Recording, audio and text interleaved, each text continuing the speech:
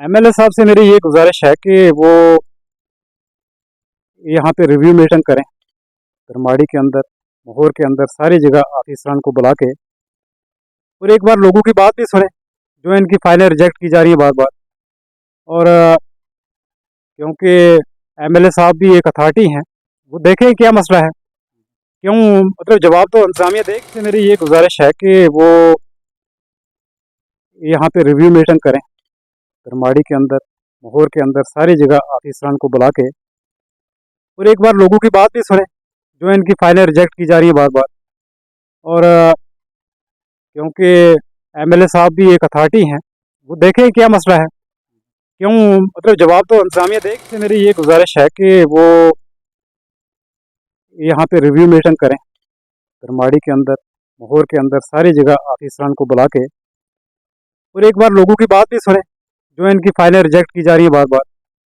और क्योंकि एमएलए साहब भी एक अथॉरिटी हैं, वो देखें क्या मसला है, क्यों मतलब जवाब तो इंतजामिया दे। से मेरी ये गुजारिश है कि वो यहाँ पे रिव्यू मीटिंग करें। करमाड़ी के अंदर, माहौर के अंदर, सारी जगह ऑफिसरान को बुला के और एक बार लोगों की बात भी सुने जो इनकी फाइलें रिजेक्ट की जा रही है बार बार। और क्योंकि एमएलए साहब भी एक अथॉरिटी हैं, वो देखें क्या मसला है, क्यों मतलब जवाब तो इंतजामिया दे। से मेरी ये गुजारिश है कि वो यहाँ पे रिव्यू मीटिंग करें। करमाड़ी के अंदर, माहौर के अंदर, सारी जगह ऑफिसरान को बुला के और एक बार लोगों की बात भी सुने जो इनकी फाइलें रिजेक्ट की जा रही है बार बार। और क्योंकि एमएलए साहब भी एक अथॉरिटी हैं, वो देखें क्या मसला है, क्यों मतलब जवाब तो इंतजामिया दे। से मेरी ये गुजारिश है कि वो यहाँ पे रिव्यू मीटिंग करें। करमाड़ी के अंदर, माहौर के अंदर, सारी जगह ऑफिसरान को बुला के और एक बार लोगों की बात भी सुने जो इनकी फाइलें रिजेक्ट की जा रही है बार बार।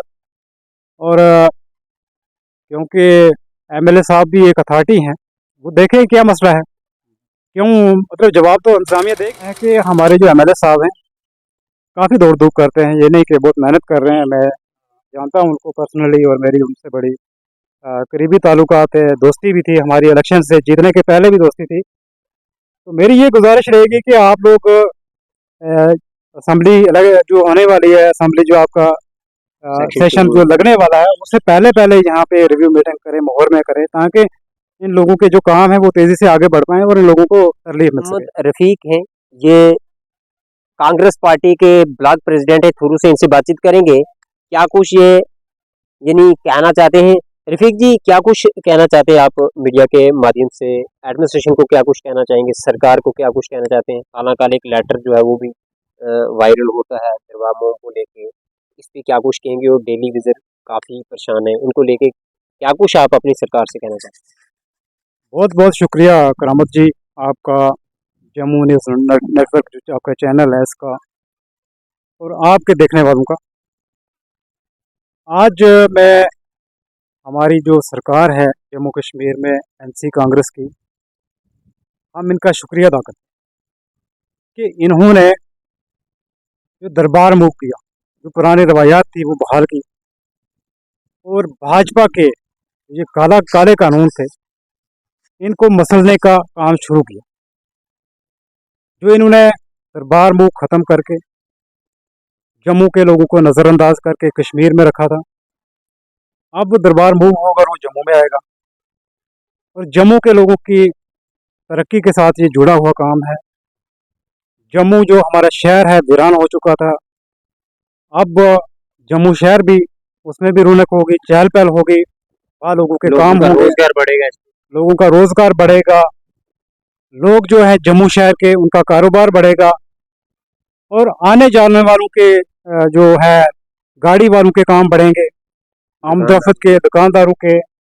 उसके साथ साथ जो लोग अपने काम के लिए जाते हैं सेक्रेटरीट में, उनको श्रीनगर जाना पड़ता था या कई सारी चीज़ें होती थी जो जम्मू में होती थी वो कश्मीर में नहीं होती थी, जो कश्मीर में करवाते थे वो फिर जम्मू आना पड़ता था। ऐसी चीज़ें अब ख़त्म होंगी और 6 महीने के लिए जो दरबार है वो जम्मू में रहेगा, 6 महीने के लिए कश्मीर में। इसके लिए हम उमर अब्दुल्ला सरकार की बड़ी तारीफ़ करते हैं, शुक्रगुजार करते हैं और हम आज जम्मू के सारे लोग इस मसले पे बड़े खुश हैं। अब हमें ये उम्मीद है कि हमारी सरकार जो है इसने काम करने का मूड बना लिया है। पहला 1 साल तो पूरा हो गया था, लेकिन अगले 4 साल में ये बहुत सारी चीज़ें जो हैं, जो हमारी यहाँ पे कमियां थी, जो पिछले कई सालों से लोगों को परेशानी आ रही थी, ये खत्म हो जाएंगी। 1 साल में क्या कुछ काम किए इन्होंने? अपने मैनिफेस्टो में रखा था कि हम बिजली फ्री करेंगे, उसके बाद डेली वेजरों को पक्का करेंगे, सिलेंडर गैस जो है वो फ्री देंगे। यानी अपने वादों पे ये खरा नहीं उतर रहे हैं। इस पे क्या कुछ कहेंगे? हालांकि 1 साल तो पूरा हो गया, अब 4 साल इनके पास बाकी बचे हुए हैं। वो डेली ये वेजर जो सड़कों पे हैं।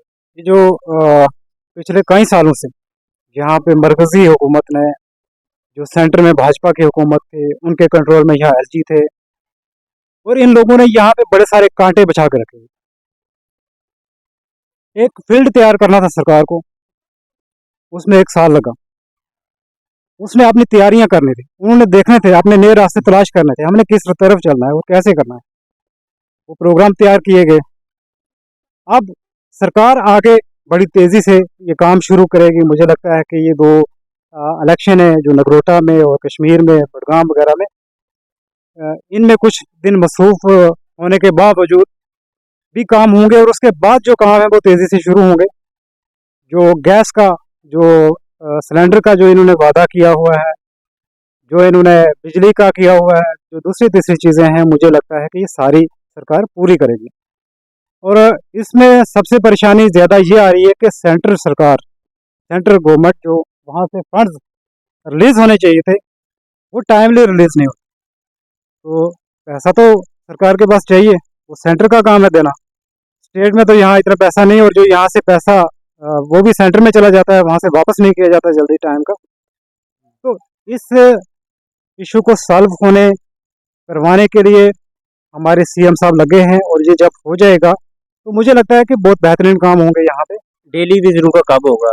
डेली वेजर काफी परेशान है। आज आपको पता है कि कल ही कुछ लोग परमानेंट किए हैं, और मुझे लगता है कि जल्दी टेलीविजन का मसला जो है ये भी खुशखबरी सुनेंगे। और मैं सरकार से ये गुजारिश करता हूँ कि जितना जल्दी हो इन लोगों का काम जो है वो किया जाए, इनको परमानेंट किया जाए, इन लोगों की मुश्किलात को देखा जाए। बहुत सालों से ये लोग एक तपस्या में हैं, और इन्होंने तरह तरह की हड़तालें की, लेकिन ये गूंगी प्यारी जो सरकार थी, ये आज से पहले इसने सुना नहीं। तो आज मुझे ये उम्मीद है, जबकि उमर साहब ने ये दरबार मूव का काम शुरू कर दिया, आगे कई सारे ऐसे काम होंगे तो इनके मसाइल भी हल होंगे। फ्लड में लोगों का काफी नुकसान हुआ है, मकान लोगों के गिर गए, जमीनें बह गई। जैसे हम सीएम साहब ने यहाँ का दौरा भी किया, हालांकि साड़ जमसलानी इस एरिया का, और यहाँ पे काफ़ी घर से जो लोग हैं वो बेघर हो गए। अगर हम डिस्ट्रिक्ट रियासी की बात करते हैं, काफ़ी सारे लोग एरिया में लोगों का नुकसान जो घरों का हुआ है, खास करके वो अपने घरों से बाहर निकल चुके हैं, उनके घर गिरी गए, ज़मीनें उनकी डैमेज हो गई। अभी तक उनके बारे में कुछ भी ना ही एडमिनिस्ट्रेशन के द्वारा कुछ उनका हल निकाला गया, और ना ही जो आपकी नेशनल कॉन्फ्रेंस की सरकार है इनके द्वारा हल निकाला गया। हालांकि रमन बल्ला साहब जी का भी यहाँ का दौरा होता है, इस पे क्या कुछ कहेंगे आप? ये बड़ी अफसोसनाक बात है कि सरकार जो है, हमारी सेंटर की सरकार, जो बड़े बड़े दावे करती है, आज तक उन्होंने पैकेज का ऐलान नहीं किया। आपको पता है, बहुत बार अफवाहें हुई, प्राइम मिनिस्टर साहब आ रहे हैं, अमित शाह साहब आ रहे हैं, वो आए, उन्होंने कुछ थोड़ा बहुत दिया। तो सरकार ने, जो हमारी जम्मू कश्मीर की सरकार है, हालांकि यूटी सरकार है, उन्होंने जो पैसा दिया है वो बहुत कम है, उसको बढ़ाने की ज़रूरत है। और उमर साहब ने कल भी कहा कि हमें जो ही सेंटर से पैकेज मिलता है, हम और ज़्यादा पैसा देने की कोशिश करें लोगों को, और मकान भी बना के देंगे। सेंटर सरकार क्यों नहीं पैकेज दे रही है? लोग घर से बाहर रह रहे हैं। सेंटर सरकार जो है, सेंट्रल गवर्नमेंट जो है, वो हमारी सरकार को बदनाम करने के चक्कर में, कि ताकि लोगों का विश्वास इनसे उठ जाए। लेकिन लोग जानते हैं कि जब तक स्टेट के पास फंड्स नहीं होंगे, पैसा नहीं होगा, तो वो कहाँ से इतनी मदद करेंगे। लेकिन जो उनके पास जो कुछ है, उन्होंने मदद की है। और अब जो इंतजामिया आगे है, उनको चाहिए कि वो फौरी तौर पे जो भी उनके पास फंड्स वगैरह हैं वो रिलीज़ करें। लोगों के जो फाइलें हैं, जो कई लोग कह रहे हैं कि हमारी फाइलें रिजेक्ट हो गई, तो वो रिजेक्ट क्यों हुई? इन्होंने अगर फाइलें बनाई तो रिजेक्ट कैसे? ये खुद ही रिजेक्ट करते हैं, खुद ही एक्सेप्ट करते हैं। आपने रिजल्ट की बात की, हालांकि लोगों ने हमें भी बहुत कालें की हैं, फोन कॉल करते हैं लोग। क्या वो सब डिवीजन धर्माड़ी के हो, क्या वो सब डिवीजन मोहर के? जिन लोगों के मकान गिर गए, जो डिवीजन लेवल पे जो कमेटियां बनी थी, जैसे हम धर्माड़ी डिवीजन लेवल की बात करते हैं या हम मोहोर डिवीजन की बात करते हैं, जो डिवीजन लेवल की जो कमेटी बनी थी, उस कमेटी ने अगर किसी की कोई भी फाइल थी वो अगर अप्रूवल की, उसको डिस्ट्रिक्ट लेवल पे भेजा, वहाँ डिस्ट्रिक्ट वाली जो कमेटी है उनने रिजेक्ट किया। इस पे क्या कुछ कहेंगे? लोग काफी परेशान है इसमें। जो ये कमेटी है वही फाइल बना रही है ना, और ऊपर वाली कमेटी को भेज रही कमेटी साइड पे खुद जाके चेक करिए, वेरीफाई करिए कि मकान गिरा है या नहीं गिरा। है, वेरीफाई करके वो फाइल बनाती है और ऊपर वाले फाइल रिजेक्ट करते हैं। इस चीज की हमें समझ नहीं आ रही।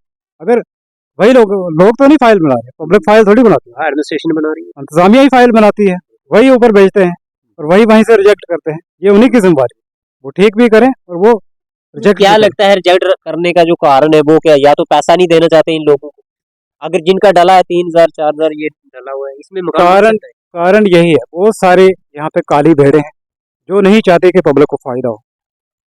और हम ये आज आपके इस चैनल के माध्यम से ये गुजारिश करते हैं इन अफीसरान से कि हम दर्दी के तरीके से इन लोगों की फाइलों को प्रिपेयर करें, रिव्यू करें और इन लोगों को टाइम पे इनका कंपनसेशन जो है वो दिया जाए। ऐसा ना हो कि कल आपको जवाब देना मुश्किल हो जाए। आज सरकार है, आपसे कल जवाब भी मांगा जाएगा किसी गरीब का, और दूसरी आप उनकी दुआएं ले रहे हो।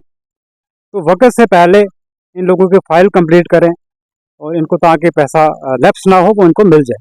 क्या कहेंगे 56 गुलाबगढ़ कंस्टिट्यूंसी के एमएलए साहब अगर इस वीडियो को सुन रहे हैं, वो यहाँ के एमएलए, उनके लोगों की फाइलें रिजेक्ट कर रही है एडमिनिस्ट्रेशन, तो उन्हें बात तो करनी चाहिए ऊपर फाइलें। एमएलए साहब से मेरी ये गुजारिश है कि वो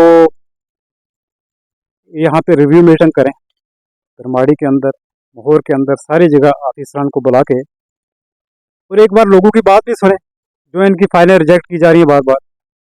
और क्योंकि एमएलए साहब भी एक अथॉरिटी हैं, वो देखें क्या मसला है, क्यों, मतलब जवाब तो इंतजामिया देगी, उनको जवाब देना बनता है।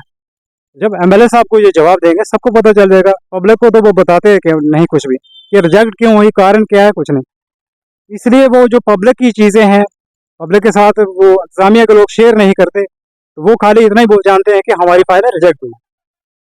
मैं समझता हूँ कि इसमें एमएलए साहब एक अथॉरिटी हैं, वो एक नुमाइंदा हैं हमारे, वो आके एक रिव्यू मीटिंग लें धर्माड़ी के अंदर, वो और में लें, दूसरे जगहों पे लें और देखें कि क्या वजह है कि ये लोगों के काम नहीं हो रहे हैं तेज़ी से, और काम को थोड़ी तेज़ जो है उसको आगे बढ़ाया जाए। एमएलए साहब ने जब से ये फ्लड हुआ तब से कोई भी अफिसरों की मीटिंग नहीं ली, पब्लिक मीटिंग नहीं ली, यहाँ मुलाजमों के साथ बैठ के कोई डिस्कस नहीं हुई। लोग काफ़ी परेशान हैं, लोगों के काफ़ी सारे नुकसान जो अगर हम कहें तो ज़मीनों के भी हुए, मकानों के भी हुए। और ये आपने देखा इस एरिया में कितना बड़ा नुकसान, जो धर्माड़ी डिवीज़न हो या मोहर डिवीज़न हो, इसमें तो इमीडिएटली उनने जो है वो एक मीटिंग बुलानी चाहिए थी अफिसरों की यहाँ।